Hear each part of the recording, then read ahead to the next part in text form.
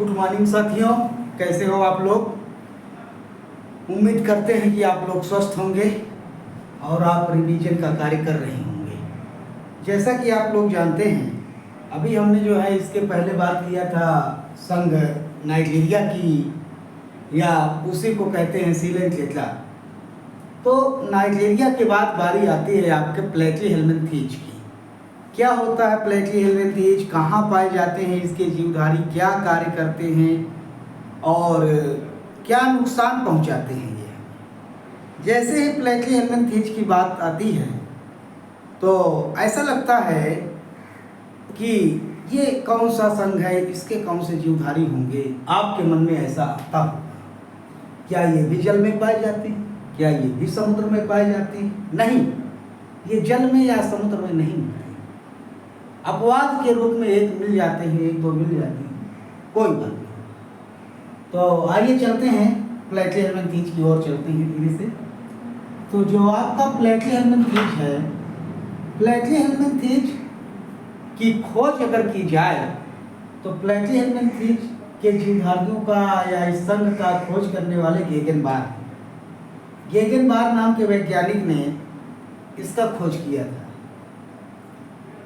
अगर बात की जाए कि प्लेटली हेलमिनथेज में कितने जीवधारी हैं, तो प्लेटली हेलमिनथेज जो होता है ये आपका ऐसा संघ है चौथे नंबर का कि इसके जीवधारी सबसे कम पाए जाते हैं।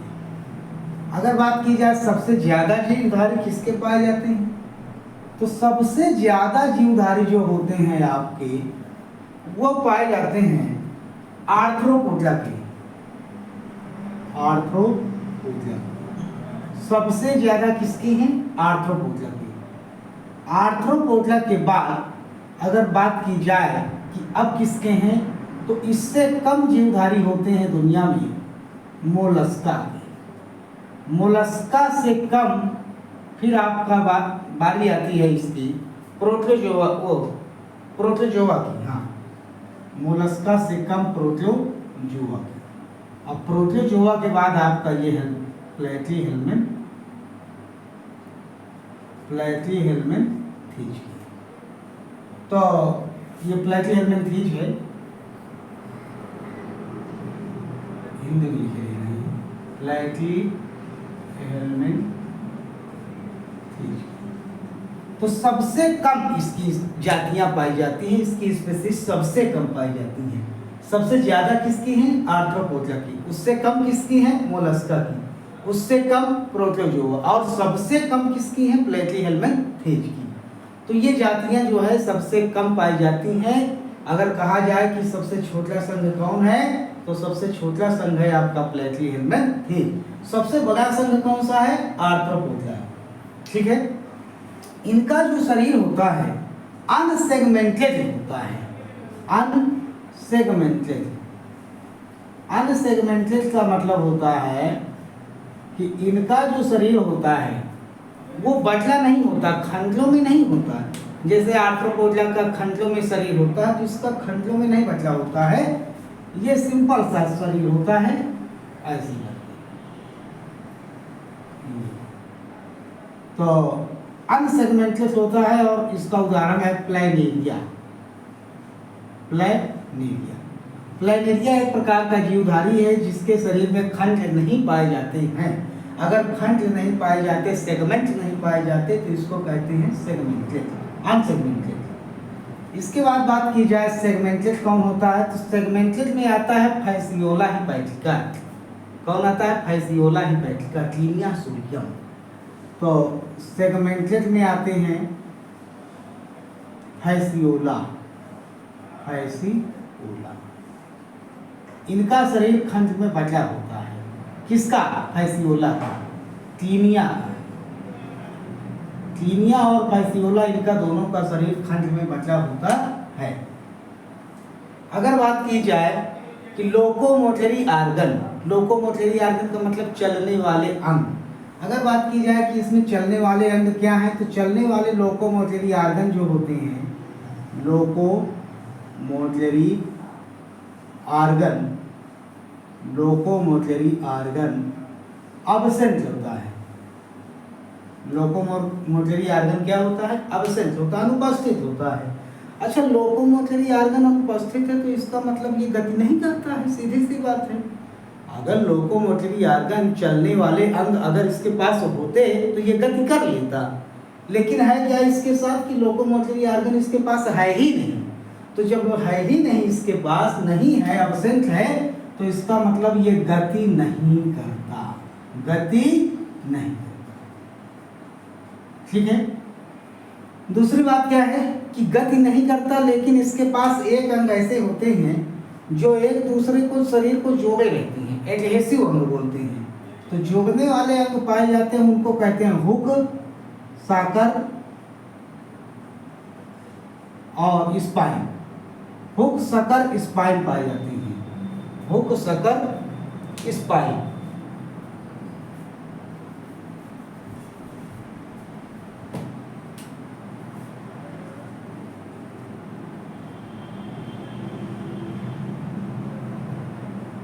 हुक, सकर, स्पाइन, इनमें हुक पाया जाता है। हुक जानते हो नहीं? हुक का मतलब होता है कि ऐसी कोई नोकदार स्ट्रक्चर इसके पास पाई जाती है, नोकदार। तो ये नोकदार जो स्ट्रक्चर पाई जाती है इसके पास, इसको हुक कहते हैं। तो हुक होता है, सकर होता है, स्पाइन होता है, मेन इसमें हुक काम करता है। और हुक क्या करता है इसको सुनिए। जैसे ही अगर कोई व्यक्ति के शरीर में अगर ये पहुंचते हैं, तो पहुंचने का पहली बात इनके माध्यम क्या है ये सुनिए। तो अगर कोई व्यक्ति अधपका मांस खाता है इस जीवधारी का, पिग का, अगर कोई जीवधारी पिग का अधपका मांस, आधा कच्चा आधा पका, उसको यदि ग्रहण करता है, भोजन के रूप में लेता है, तो उसके शरीर से जो है, पिग के शरीर से, उसके मांस से व्यक्ति के शरीर में चला जाता है। और व्यक्ति के शरीर में जाने के बाद उसके इंटेस्टाइन में हुक के द्वारा छिद्र कर देता है। हुक के द्वारा क्या कर देता है? छिद्र कर देता है। और छिद्र करने के बाद वहां से सक करता है। वहां से क्या करता? सक करता, चूसता है, वहां से चूसता है। अच्छा, वहां पे छिद्र कर दिया, इसके बाद चूसता है। क्या चूसता है आखिर वहां से? तो आखिर वहां से क्या लेता रहता है? ब्लड लेता है। कौन जीवधारी? प्लैटिहेल्मिंथेज की। क्या पाया जाता है? हुक पाया जाता है। क्या करता है हुक? इंटेस्टाइन में छिद्र कर देता है। क्या चूसता है? ब्लड चूसता है। ठीक, इतनी बात। दूसरी बात यह है कि इनका जो एनस होता है, एनस अब्सेंट होता है।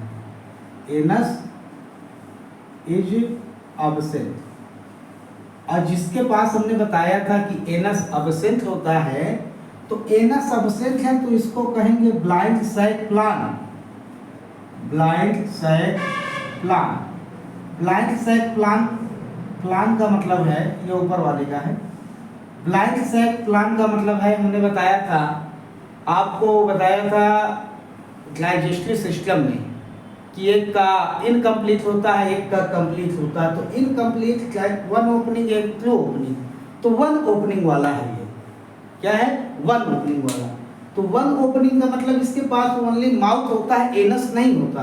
जिसके पास एनस नहीं है, याद रख लो बिल्कुल से, जिसके पास एनस नहीं है उसको बोलेंगे blind sac plan. Blind sac plan. इसके पहले आपको कहाँ मिला था? कमेंट करके बताइएगा। इसके पहले आपको ब्लाइंड सैक प्लान कहाँ हमने बताया था, इस बात को जो है आप कमेंट बॉक्स में लिखेंगे जरूर। अगर लिखेंगे तो हमें पता चलेगा कि हाँ आपने तैयारी किया है इसकी। इसके बाद बात आती है, इनके पास जो है सीलोम नहीं पाई जाती है।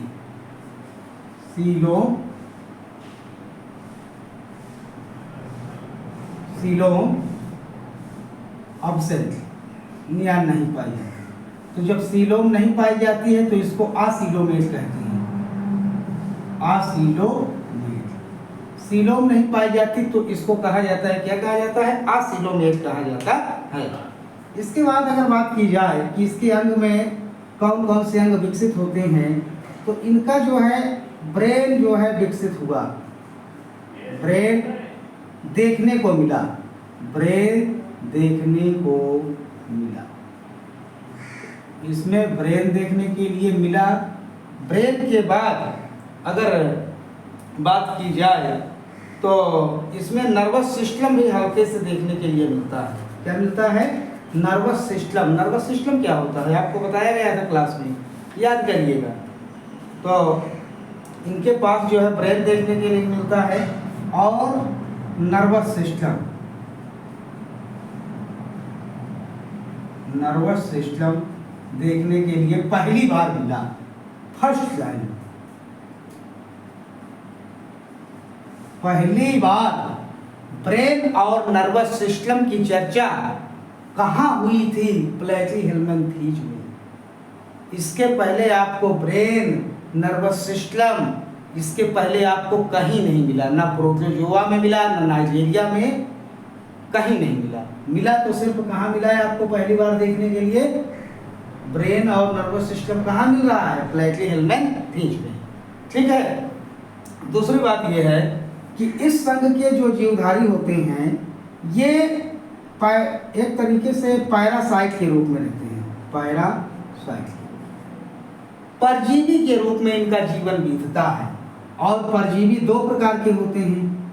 एक होता है इक्टोपैरासाइट, इक्टोपैरासाइट, और एक होता है इंडोपैरासाइट, इंडोपैरासाइट। इसको कहा जाता है अंतः परजीवी, अंतः परजीवी। इसको कहा जाता है बाह्य परजीवी। तो ये परजीवी के रूप में पाए जाते हैं। और परजीवी के रूप में मोस्टली अधिकतर आपके कैसे मिलते हैं? इंडोपैरासाइट, शरीर के अंदर रहते हैं। ये शरीर के अंदर इंटेस्टाइन में, लीवर में इन्फेक्शन पैदा करते रहते हैं और वहीं से रक्त को जो है चूसते हैं। वहीं खा करके जो है आराम से बड़े होते हैं और अपनी संख्या भी बढ़ाते हैं, अर्थात internal fertilisation, internal fertilisation, internal fertilisation होता है। लार्वा बनती है, लार्वा बनती है और लार्वा के बाद फिर ये फिर से एडल्ट बन जाता है। एडल्ट माने वयस्क। लार्वा बनती है, वयस्क बनता है, वहीं शरीर के अंदर इनकी वृद्धि और विकास, इनकी संख्या, मल्टीप्लिकेशन सब कुछ होता है और वहीं पर जो है ये बढ़ते रहते हैं। उदाहरण क्या है इसके? उदाहरण है आपका प्लेनेरिया है, फैसियोला हिपैटिका है, क्लीनिया सोलियम है। देख लीजिएगा, फैसियोला हिपैटिका, फैसियोला हिपैटिका, क्लीनिया सोलियम, क्लीनिया सोलियम और प्लेनेरिया, प्लेनेरिया। तो ये इसके क्या है? उदाहरण है। तो अगर पूछा जाए कि प्लेटी-हेलमैन-थीज की खोज कौन किया? गेगनबार्ग ने किया। सबसे बड़ा संघ कौन सा है? आर्थ्रोपोडा। सबसे छोटा कौन सा है? प्लेटी-हेलमैन-थीज। ये कैसे होते हैं? अनसेगमेंटेड, यानी कि इनके पास जो है सेगमेंट या खंड नहीं पाए जाते हैं। अनसेगमेंटेड में कौन आता है? अनसेगमेंटेड में प्लेनेरिया आता है। कुछ होते हैं जिनके सेगमेंट होते हैं, नाम क्या है? फैसियोला और क्लीनिया। लोकोमोटरी ऑर्गन की बात की जाए, चलने वाले अंग हैं? नहीं है, अर्थात ये गति नहीं करते। इनके पास एक दूसरे अंग को जोड़ने वाले अंग होते हैं, उनका नाम है हुक, साकर और स्पाइन। ये कांटेदार संरचना होती है। और साकर का मतलब जैसे बाइक में होता है ना, साकर पाए जाते हैं, दबते हैं, फिर फैलते हैं, फिर दबते हैं। As a spring, as a spring. तो स्प्रिंग की भांति ये काम करते हैं साकर जो होते हैं। और कैसे शरीर में आता है? तो जब व्यक्ति कोई जो है पिग का अधपका मांस खा लेता है तो उसके इंटेस्टाइन में ये पहुंचते हैं और वहाँ पे छिद्र बनाते हैं। और छिद्र बनाने के बाद वहीं से ब्लड को सक करते रहते हैं। और ब्लड सक करने के बाद सीधी सी बात है, एनिमल है तो परजीवी ही हो, वो परपोषी ही होगा। अब परपोषी का कौन सा प्रकार है? परजीवी का प्रकार है। तो भोजन तो करेगा नहीं, भोजन तो बनाएगा नहीं। तो भोजन नहीं बनाएगा तो इसका मतलब ये क्या है? अपना भोजन किसी दूसरे जीवधारी से ग्रहण करता रहता है। इसके बाद बात की जाए, इसके पास माउथ है, यस माउथ है, क्या नहीं है, एनस, एनस इसके पास नहीं है। एनस नहीं है तो इसको क्या कहेंगे, ब्लाइंड सैलाम। सीलोम क्या है, सीलोम क्या है, एब्सेंट है, इसके पास सीलोम नहीं पाई जाती है। ब्रेन और नर्वस सिस्टम सबसे पहली बार कहाँ देखने को मिल रहा है, प्लेटिहेल्मिन्थेज में, यहाँ पे ब्रेन देखने के लिए मिल रहा है और नर्वस सिस्टम। फर्स्ट टाइम जो है देखने के लिए मिला, क्या, ब्रेन और नर्वस सिस्टम। कैसे होते हैं ये, परजीवी के रूप में होते हैं। कैसे परजीवी, परजीवी वैसे दो प्रकार के होते हैं, जानते हैं सब लोग, एक होता है बाह्य परजीवी, एक होता है अंतः परजीवी। तो बाह्य परजीवी नहीं होते बल्कि ये क्या होते हैं, अंतः परजीवी। और इनका फर्टिलाइजेशन क्या है, इंटरनल फर्टिलाइजेशन होता है और शरीर के अंदर ये फर्टिलाइजेशन करते हैं, वहीं पे इनकी लार्वा बनती है, फिर इसके बाद ये फिर से जो है वयस्क बनते हैं। कहने का मतलब इनका पूरा साइकिल जो है ये इस प्रकार से चलता रहता है। उदाहरण कौन है, फैजियोला, एपेक्स, क्लीनियोसोरियम और प्लैनेरिया। ठीक है, इतनी बात को आप तैयार कीजिए पेपर के दृष्टि से। ठीक है, जो आपका एग्जाम है तो एग्जाम के दृष्टि से अभी इतना तैयार करिए, इसके बाद की बात हम भी बाद में करते हैं। ठीक है ना, ठीक, धन्यवाद।